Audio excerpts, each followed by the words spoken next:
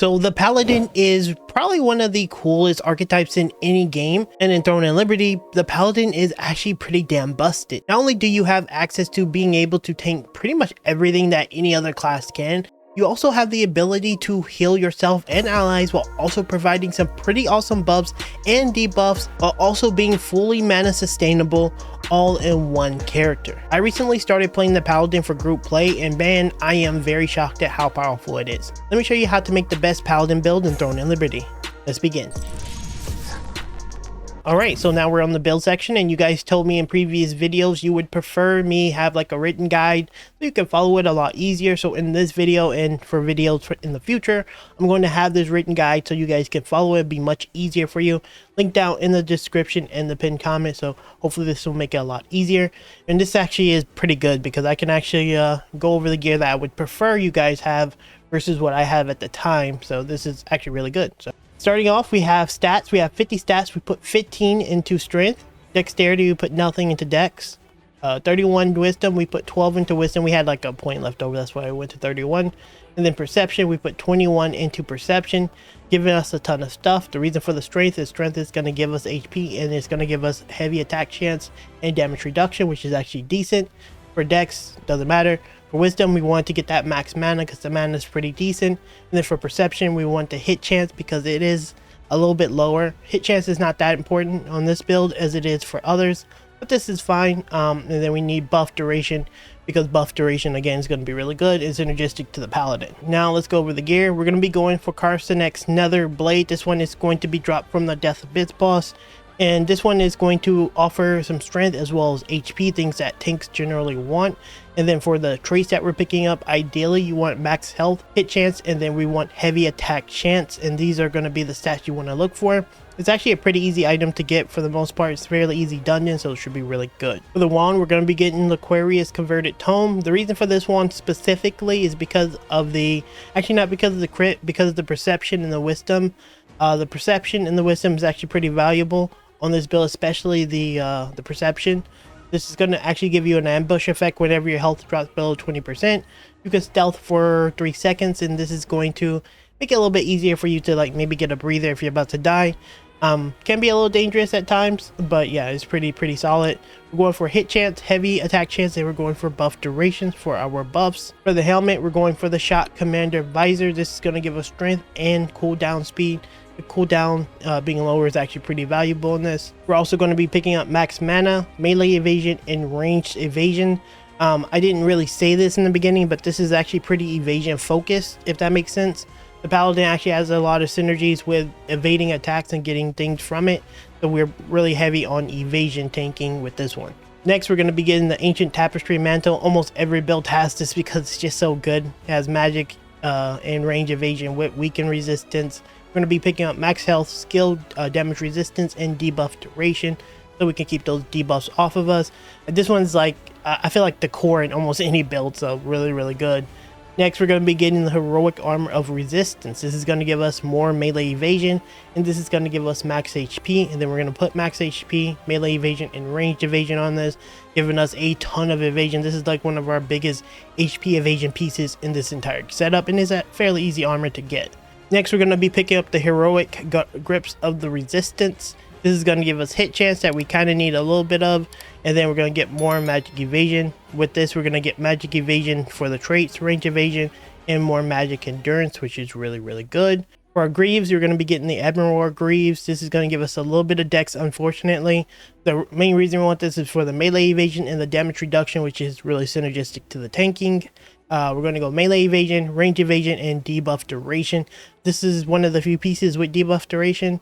Negative debuff duration rather, so it's actually really important to get it on this. We're going to go with another Ebonroar Sabatons this time. This is going to give us perception, which is pretty valuable. Melee evasion once again.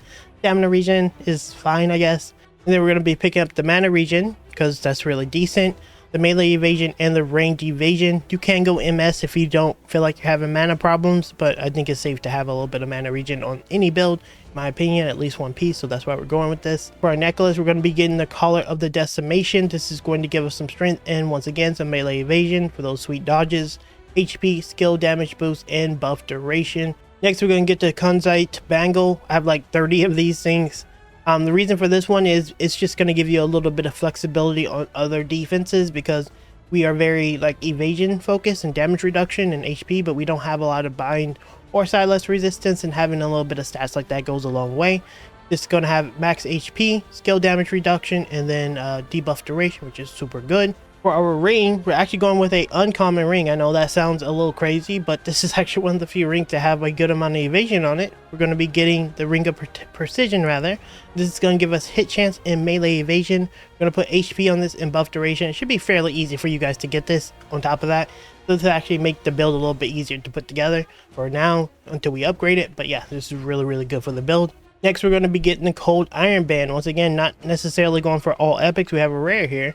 And this one's going to give us wisdom, which is really valuable. It's going to give us sleep chance, and it's going to give us weaken chance. Once again, trying to cover those things that we don't have a ton of. I mean, we use these things, but we don't have a ton of like ways to guarantee, and this actually helps a lot. This one, we're going to be going with max mana on it. We're going to be getting skill damage boost, and we're going to get more buff duration for that sweet duration. And then finally for the belt, this one's kind of, you can kind of flex this one out a little bit. I like this one because it has a little bit of MS on it. But we're going to be getting Belt of the Bloodlust. It's going to give us strength. Kind of need the strength to hit that 50 threshold, so it's actually really nice. Max HP, which is good, and you're going to get MS on this, so you can move a lot faster. And then max HP, skill damage resistance, and debuff duration, the holy trifecta. And that is pretty much all the gear. Alright, with that out of the way, let's go over the skills. For our main block, we're going to be using Shield Survival Technique. You can use either one, it doesn't really matter too much. I just prefer this one for the blocking, but use whatever you want here. Next, we're going to be using Fountain of Life. Fountain of Life will put this huge area of effect down. That's going to do a ton of healing. That's actually really useful. We're going to really be using this as our major form of sustain. So you definitely want this. Next, Karmic Haze. This is going to be a weakener. This is going to give you a ton of utility, and it can spread to multiple enemies. I love using this because a debuffer is what you actually function as. Again, this class has a ton of versatility. It can heal, it can take, it can debuff. It's really good. It can even buff too, so it's really nice. Next, we're going to be using a Shot at Victory. A Shot at Victory is just going to do a ton of damage. That's pretty much it. You want to give yourself a little bit of damage because you do want to be able to contribute a bit. I think tanks should contribute to damage to some degree, and being able to like break shields or things like that can really be useful if you have this active, so I would use this. Next, we have Strategic Rush. Compared to other tanking based builds, this build comes with less stuns, so this is going to be your primary form of stunning. It's unfortunate because when you do use the Greatsword, which is where it like shines better, has like 3 stuns in that build minimum. This one only has 1, so this one you gotta be really careful with, but use Strategic Rush. Next, we're going to be using Invincible Wall. You get a shield that can absorb a ton of damage. You can put this on an ally, or you can put it on yourself. Again, a lot of versatility. You could possibly save an ally who's being a Papega, so this is really nice. Next, we're going to be picking up Fighting Spirit Barrier. Once again, we're going to increase the damage of one of our allies by 50 for 6 seconds. Again, this is really good utility to make sure that your teammates are dealing more damage. Next, we're going to be picking up Provoking Roar. This one is going to just be an AoE taunt. If you're good with taunts and you don't need this one, you can go with the Chain Hook. I know a lot of people like the Chain Hook. I like Provoking Roar, but use whatever you want here on this one. Swap these two out if you like. Next, we're going to be using Counter Barrier. This is going to do some damage reduction. It's going to help you with your block chance, and if something hits you when this is active and you block, you're going to get like a counter attack type thing going. So it's a really good safety net to help you out. Next, we're going to be using Stalwart Bastion. You don't use this too often, only whenever dangerous mechanics come out, so you can just stay alive, but it's really nice. We're going to be using Piercing Strike. This one, in my opinion, is the only taunt you really need, because this is going to be able to like aggro anything. Really strong taunt. I think it's your strongest taunt and your most consistent taunt, so yeah, just keep that in mind. But that's what you're going to be using. Next, we're going to be using Swift Healing. This one is going to be kind of your spot heal. It just does three heals whenever you get it out the way that I have it. This is going to be just a quick way to heal yourself. You can use it on allies, you can use it on yourself. Just activate the heal, boom, you're good to go. Next, we're going to be using Cursed Nightmare. This is going to be this is basically a sleep. This is going to make it so that you can maybe sleep an enemy. There's an opponent in the Butcher's Canyon that needs to be like petrified or slept. Things like that is going to give you some utility. It's gonna weaken, so it's really good. And then it'll have like a crit on the wake up hit, like a Monster Hunter, so it's really cool. Now under passives, we're gonna be getting Skillful Evasion. This is gonna increase your magic and your range evasion by 25 per 1 meter of proximity within a target. This is just going to just give you a ton of like resistances, so it's really good. And whenever they're provoked, which they generally should be, you'll get even more, so it's really nice. Next we're gonna get Resilient Mind. Evading attack will restore mana, and every time you shield block or defense, you'll get a % of that damage that was blocked as mana, and you'll get some extra health, so really nice. Here adds for Patience. This is just gonna give you more CC resistance upon evading attacks, and this can continuously stack, giving you up to 120 CC resistance at rare. Next we're gonna be picking up Impenetrable. This is going to increase your magic, melee, and range defense proportional to the enemies within the vicinity of you, if that makes sense. And more enemies, more of these stats bonuses that you get, so it's really nice for tanking and dungeons. We're going to use Devotion and Emptiness, increase your healing by 8%, and then it decreases your cooldown by 10% during the day. And then you get more skill damage during the night, as well as Scarce skill cooldown. It's a really solid skill because it gives you so much like utility. Definitely a strong pickup, especially when you can really max this skill out. Next, we're going to be using Saint's Oath. This is just going to give you more healing whenever you take hits. This is a no-brainer because it synergizes extremely well with the Paladin who's going to be taking hits. This is going to give you a ton of healing. Finally, we're going to be getting Selfless Soul, granting health recovery and regen to allies via active skill, increase mana regen, and healing by 4% per stack for 3 seconds. You can stack up to 5 times. And this is a very good one because a lot of times allies will be standing near your healing circles. You're going to be buffing them. You're going to be spot healing, so this is going to help you. All right, back on to quest log. We're going to go over the weapon mastery since I haven't maxed it out, and I want to give you guys better direction. So we're going to be getting Skillful Block, melee defense, HP regen, decayed sword god, max HP, melee evasion, which is really powerful, impregnable stance, debuff duration, damage reduction, and then an Indomitable Spirit, which is really good for stun resistance. Then we're going to finish our points out at the bottom with max HP, melee hit chance, calculated rush, damage reduction, weaken chance, and this daily physique.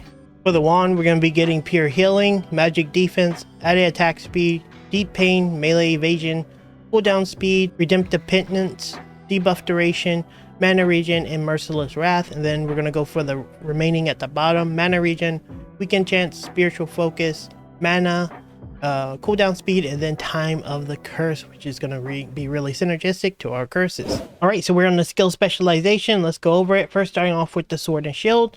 Piercing Strike, we're going to be picking up Piercing Strike, and this is going to give us AoE. We're going to get aggro increase so that we can maintain aggro. Generally speaking, this should be the only skill you need to maintain aggro.